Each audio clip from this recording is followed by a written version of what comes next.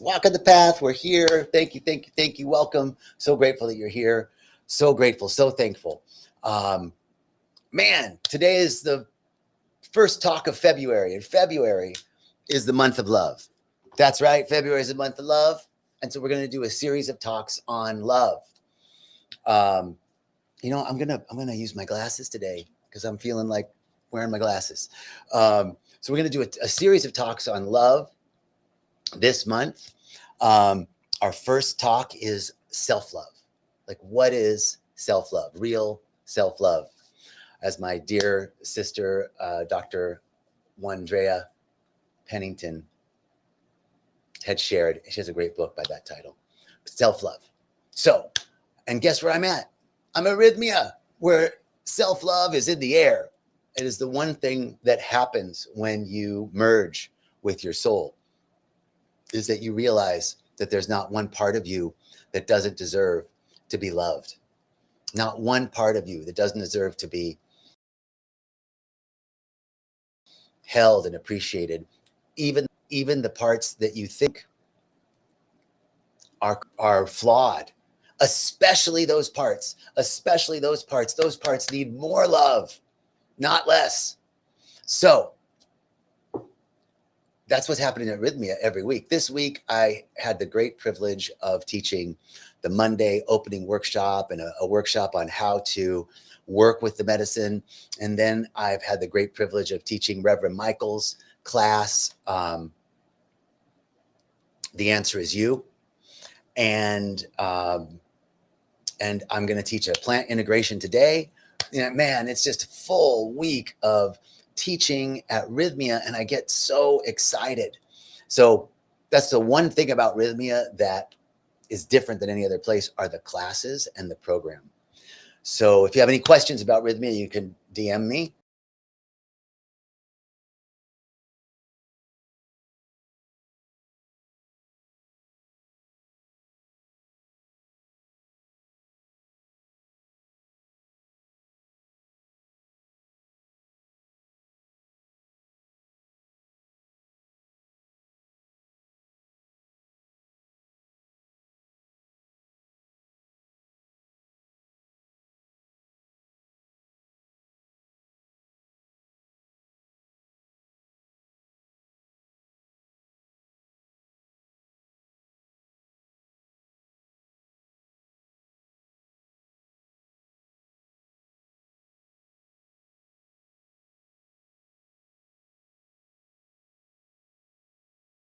Going to be weaving in a lot of Black History Month as well into self-love.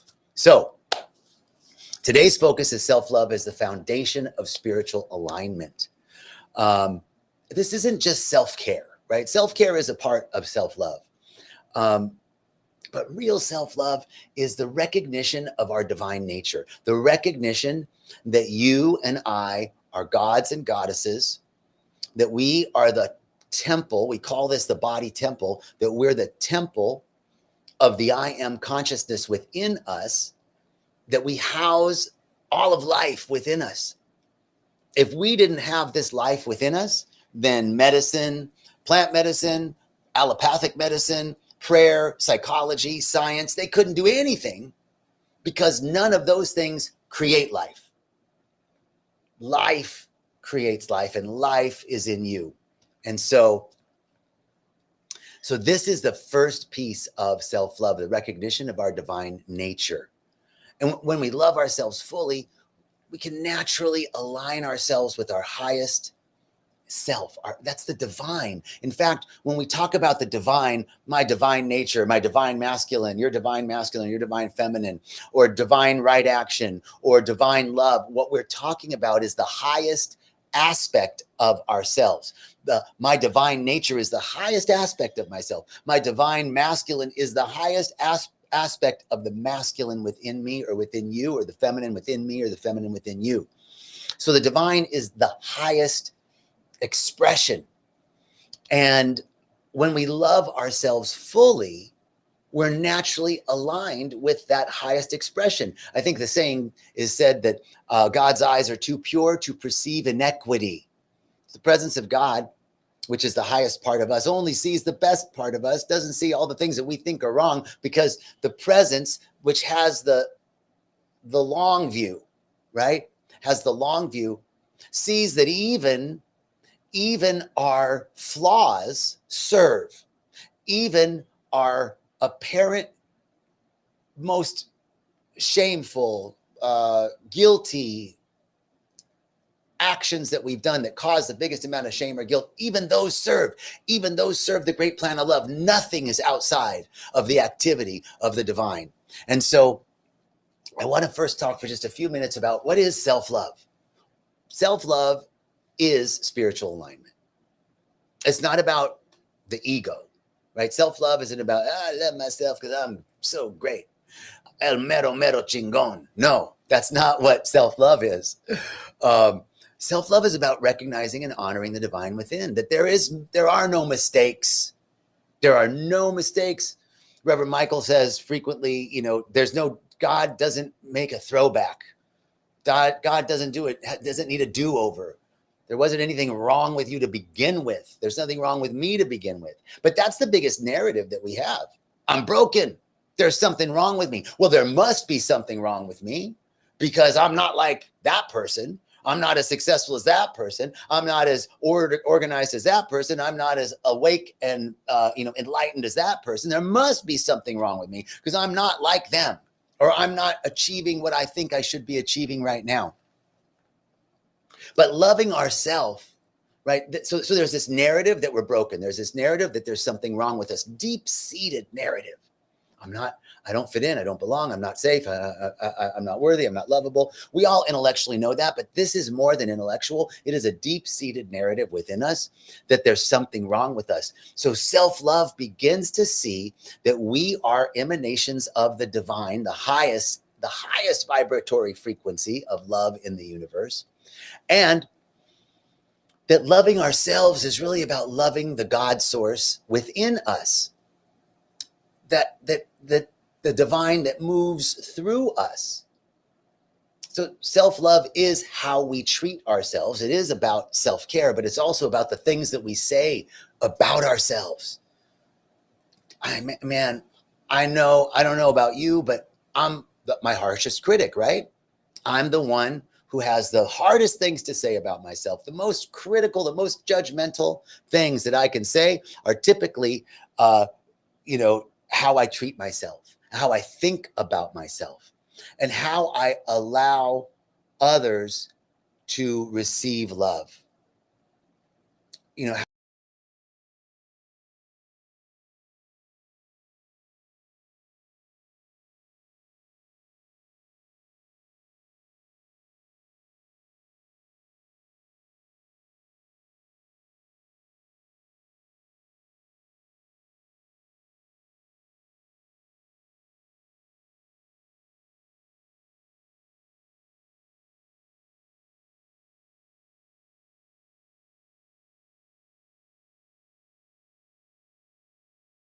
Of receiving, this is all about self-love, our internal dialogue, and how worthy we feel to receive. Now, releasing these old narratives, these false beliefs, these false premises about self-love, right? That a false narrative about self-love is that self-love is selfish. But the truest thing I ever heard about love was from a book by M. Scott Peck called The Road Less Traveled. And he said that real love is the extension of oneself for the genuine care and nurturing of your own and then another's spiritual, mental, and physical well-being. I must take care of my own spiritual and mental and physical well-being so that I can continue to take care of others' spiritual, mental, and physical well-being. So self-love isn't about being selfish, but it's about the realization, because what's the opposite of that? The opposite is codependency. The opposite is putting others' needs above our own. And that tends to bring burnout and resentment, among many other things. So self-love isn't selfish. Self-love is the way that we take care of ourselves so that we can continue to be a beneficial presence on the planet. We can continue to be of service to our brothers and sisters and to the great plan of love. And self-love also doesn't mean perfection. Man, I got to learn this one too.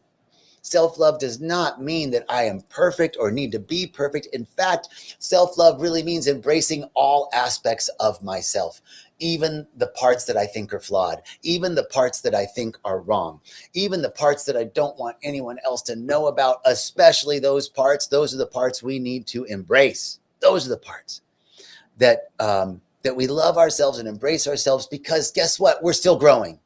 We're still growing. And that's the other piece of self-love, is the internal dialogue that we talked about earlier, is really about remembering that as long as we're moving forward, even if it's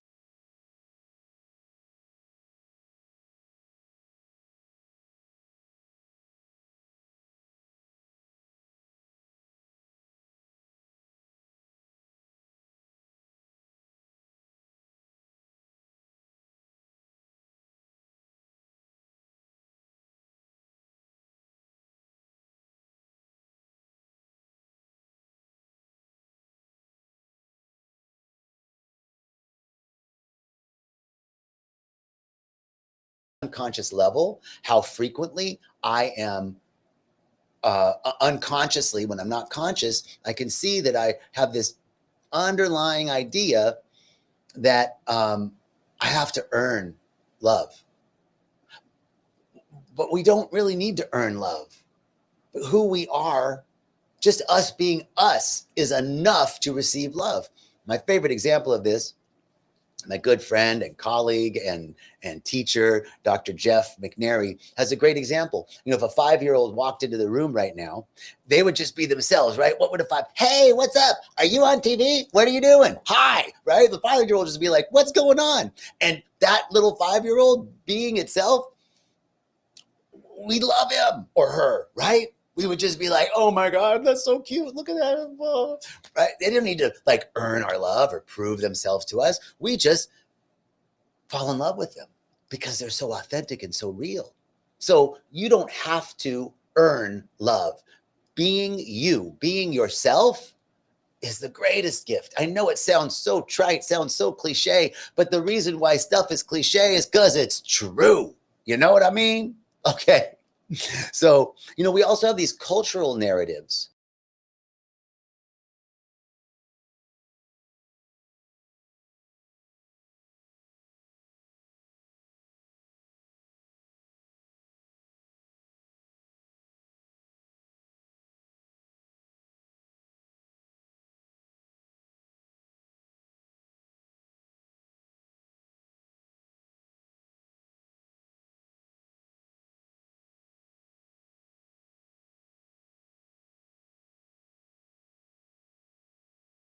Extra piece of that, a little extra part of a feeling of not belonging.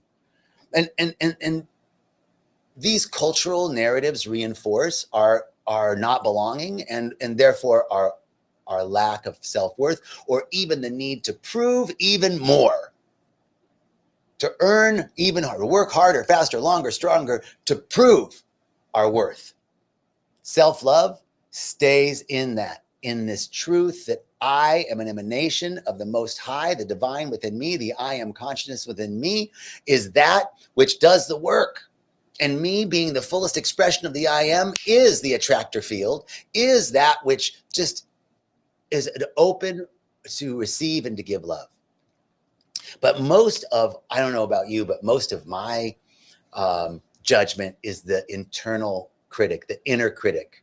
I feel like I have, you know, those two guys from those two guys from the Muppet Show. Remember the Muppet Show? And there were the critics that would sit upstairs, the two old curmudgeony guys. I got them in my head. They're coming, what are you doing? That was stupid. I can't believe you did that. Oh, you're an idiot. Right? They're just constantly critiquing. Where does that voice come from? That voice actually is your friend. It really wants the best for you. Our ego wants the best for us. Our every part of us wants the best for us. But the truth is that most of our parts are immature, and they're going about what they think is best. But what they think is best is coming from an immature perspective. So the inner critic wants to protect us, right? It wants to keep us safe. It doesn't want us to look like a fool. It doesn't want us to mess up. But that inner critic is actually an immature way of looking at how we can be our best, bring excellence, and do our best, right? The inner critic is wanting to protect us from looking like a fool or messing up, but it tends to denigrate us. So our self-talk really shapes our energy, it shapes our confidence, it shapes our alignment. Self-talk, so start to notice your self-talk. Start to notice the times that you're just beating up on yourself, and you can interrupt that with a breath. You begin to notice, just set the intention. I'm going to notice, I notice self-critical, self-judgmental talk, and I release it. And when it happens, you start to notice, and then you can just pivot to, I'm getting better every day. Okay, that's a part of me that, oh my God, I'm embarrassed I said that. All right, there's my embarrassed Buddha. Come on.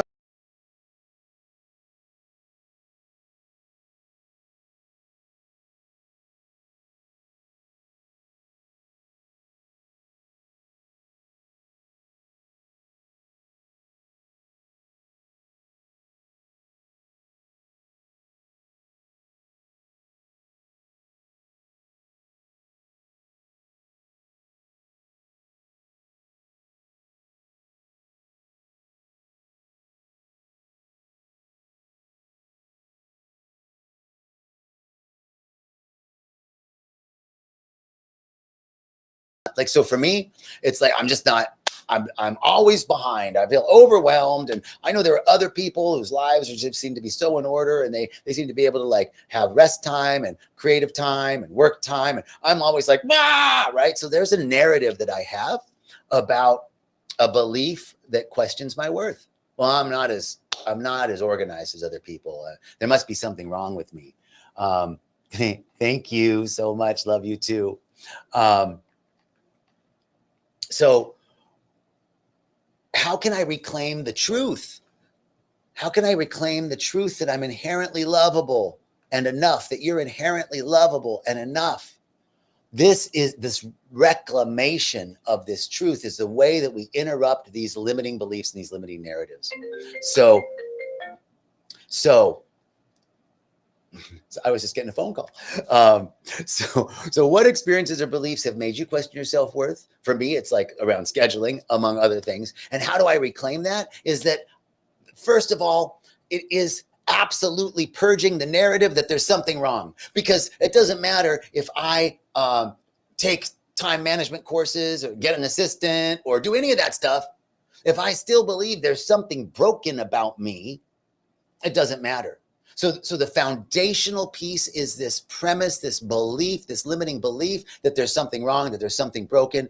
And that's the piece. That's how we reclaim the truth of who we are, by recognizing that we are an emanation of the divine, that we have everything we need within us. And now we turn from the self-critic, the inner critic, to what am I going to do about it? I'm creating what I want. I'm going to create divine order in my life.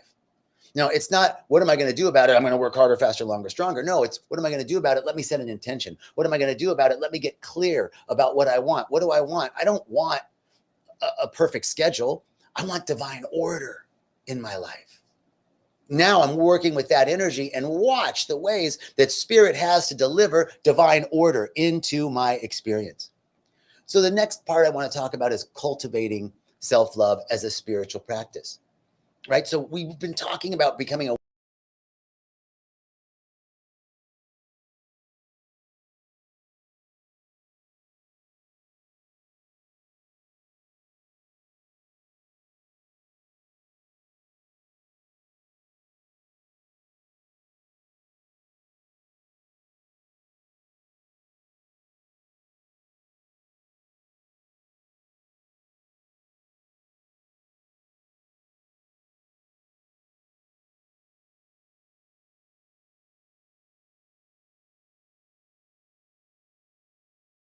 up, right?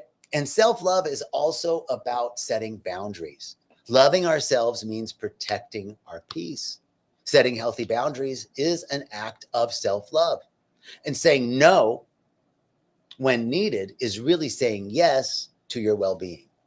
So boundaries, like, one of the best things you can do to love yourself is to get really clear about what you want. Get really clear about what you need.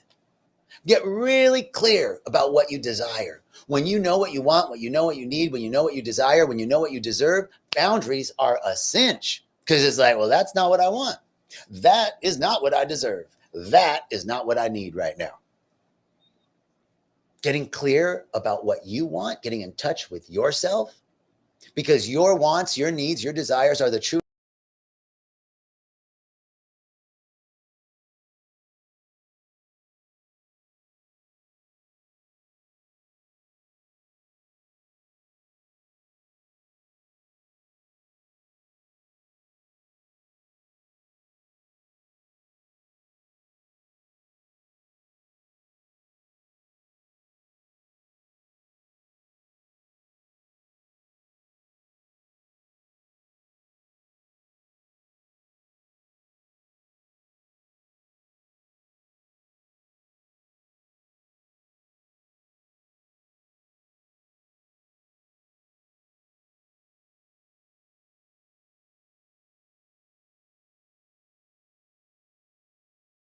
How can we do it on our own? Everybody needs a little help.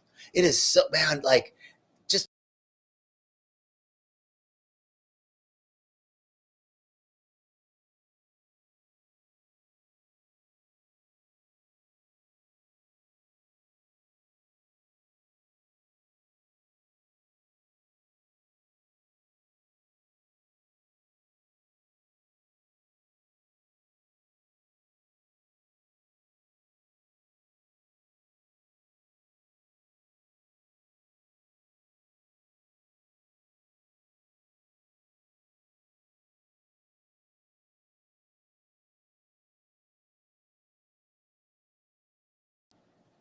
also self-love can be accelerated through your spiritual practice. Um, Meditation, prayer, reflection, connecting with the source of all life within you, the God within you, the spirit within you. This practice, uh, it's connecting to the love that already exists within us, and seeing ourselves as the kings and queens that we are, seeing ourselves as the home, the temple of the God source. My body temple is the temple of life. And so seeing ourselves as that, whole and radiant, so that like we could go, I'm not perfect, whole, and complete because there's so many things wrong with me. Yeah, there's all sorts of stuff that we need to get rid of, because essentially our essential nature, our inherent nature, inherently you are perfect, because the presence of the I am is within you. The seed of life is within you. The life force itself is within you. So that recognition is the identity that we are infinitely valuable, infinitely connected, as is everyone else. That's where it moves out of the egoic expression. We can say, I am loved and cherished by the whole, as are you. No different. So ask yourself, if I truly saw myself as a divine being, if I truly saw myself, like maybe even think of someone in your life that just loves you, like that you can do no wrong in their eyes.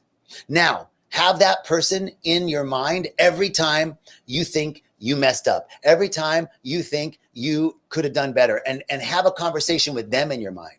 What would they say? Can you love yourself like that person in your life loves you? Right? That's because they'd probably say, oh, you did the best you could. You did the best you could. And you'll do better. It's all right. No, you don't have to worry about that. Nobody thinks that about you, right? Like that, they would totally support you. Love yourself like that. I got to remember to love myself like that. Okay.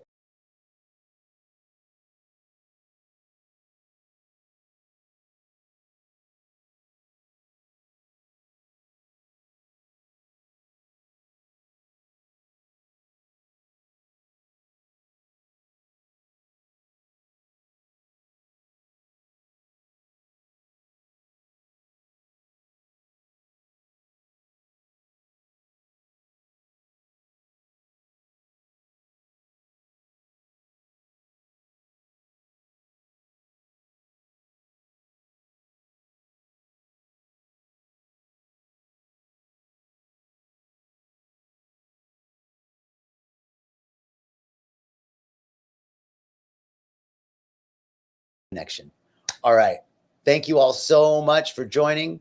Wishing you a beautiful rest of your day. Happy month of love, and I will see you next week. Peace and blessings.